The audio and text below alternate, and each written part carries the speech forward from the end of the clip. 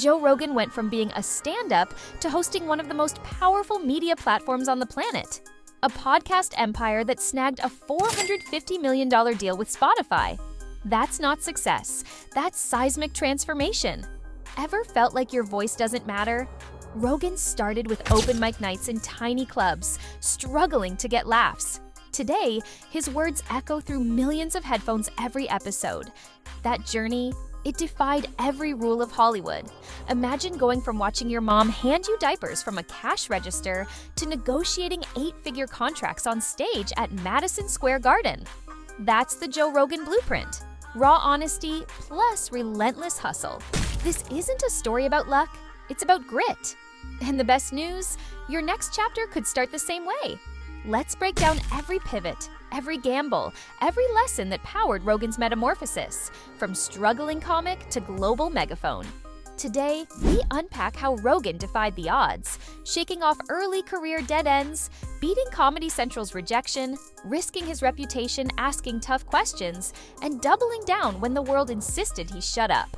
We'll highlight the pivotal shifts, the fearless pivot from stand-up to Fear Factor, the bold dive into MMA commentary, the embrace of long-form podcasting before it was mainstream. Every twist in his path was a conscious choice, a decision to either blend in or stand out. Ultimately, those choices didn't just elevate him, they rewrote media's future. By the end, you'll have a roadmap for your own breakout. Identify your leverage, position your voice, and prepare to scale. Let's go! What would you risk to be heard by millions? Would you dare to ask the questions everyone else avoids? Drop your boldest risk in the comments, because Rogan did, and it changed everything. He started with nothing but open mic nights and the courage to risk embarrassment. Joseph Rogan grew up working as a DJ, delivering medicine, stocking shelves, anything to keep going when comedy gigs paid nothing. Those early days were brutal, performing in basements, sleeping on couches, audio tapes of his jokes echoing in his head. Yet he kept writing, performing 5 nights a week.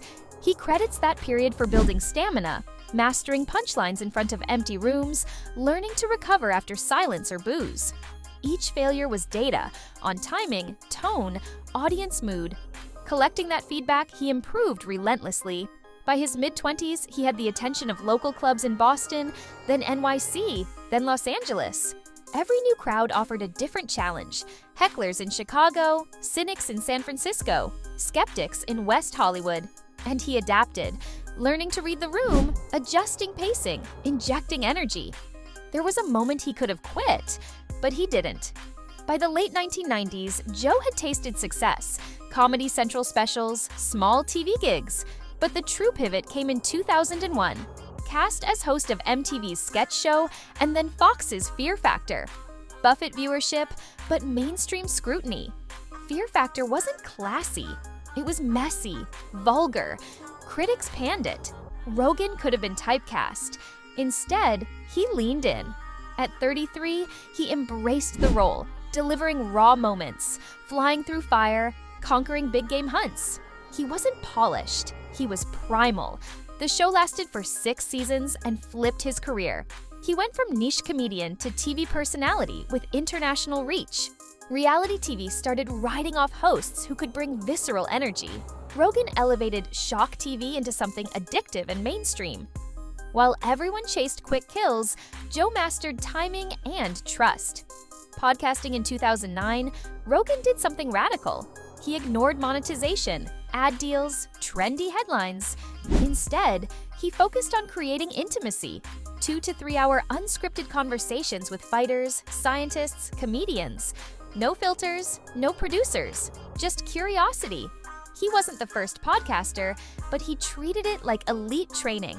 He learned audio engineering, booking, interview pacing. He studied speech patterns. Guests responded to him because he listened, even when they disagreed. As the medium matured, he didn't chase guests for clout. He attracted them because his audience was real. True mastery isn't about jumping on trends. It's about dedicating hours to craft, refining your skills until you become the standard. How do you stand out when everyone's shouting? You whisper something different. By 2015, dozens of podcasts competed for attention. Rogan could have chased viral clips or sensational scandals. Instead, he leaned deeper, opening space for philosophical wanderings, controversial guests, laughter that lingered off mic. He said no to network funding, letting him stay independent until Spotify's 2020 offer. That autonomy let him feature voices across the spectrum. Controversial thinkers, sober advocates, comedians. Distinction isn't created by shouting louder, it's built by thinking differently. Stand for something unexpected and stick to it. From open mics to private jets, this is what persistence built. After signing with Spotify for $100 million, some reports say $200 million, Rogan transformed, but stayed grounded. He lives in Austin now, owns assorted properties, travels globally, but records primarily from his home studio. He didn't chase luxury for show. He designed comfort for function. He hunts, trains, spends hours with his dogs, keeps dietary discipline, and continues his psychedelic curiosity. His day begins with sun, kettlebells, interviews at noon. Success didn't dilute his identity. It refined his freedom. Money without autonomy is vanity. True success is built around freedom to live your values, without apologizing. Quick pause. If this breakdown of Joe Rogan's unconventional climb hits home, hit like and subscribe now. We drop new episodes each week, deep dives into the world's most inspiring disruptions.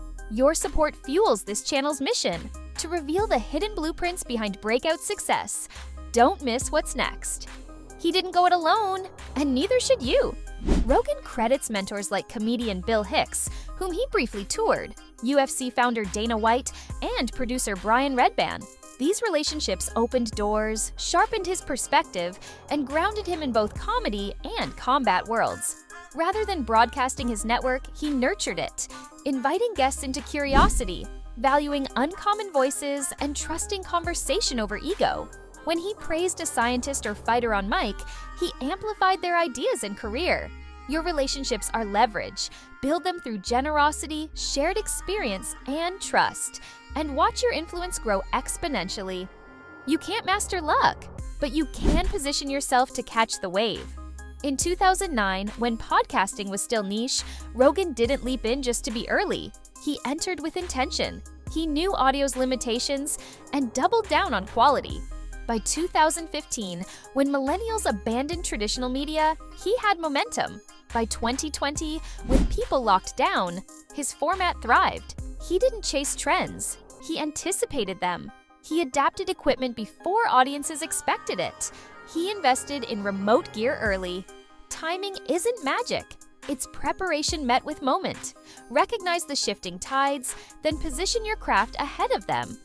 He took a leap of faith, and the world leaned in. In 2020, Rogan faced backlash. Controversial guests, misinformation accusations, even boycotts. He risked his biggest deal, his reputation. Many thought Spotify would cut ties, but Rogan pushed through, said, "I own it," increased his transparency, doubled down on intellectual diversity. The payoff? He retained 2/3 of his audience and earned millions. Spotify even increased the contract. Risk isn't reckless, it's calculated bravery. When truth meets consequence, you found the edge. Stand firm. It's not the mic, it's the mind behind it. Rogan's been obsessive about skill. Martial arts, comedy, hosting, hunting. He sees life as layered training. Every guest, a chance to learn or teach. Every critique, a lesson. He reads scientific papers, studies psychology, trains physically and mentally. He experiments with sleep cycles, diet, tech tools. Even when he's wildly successful, he treats status as a platform, not a finish line. If you see success as the end, you'll plateau. Breakthrough comes from evolving forever, starting every day as a student again. What's your legacy? For Joe Rogan, it's more than downloads. At 57, Rogan isn't stopping. He's mentoring fighters, launching documentaries, sponsoring psychedelic research, and building studios in underrepresented areas. The Joe Rogan Foundation quietly supports mental health and free speech initiatives. His legacy isn't flashy. No stadiums named after him. It's permission. Permission for long talks, permission to question mainstream narratives, permission to live outside traditional media formats. Wealth fades, but permission endures. Legacy is the freedom you give others to speak, learn, and question. What kind of permission are you granting the world?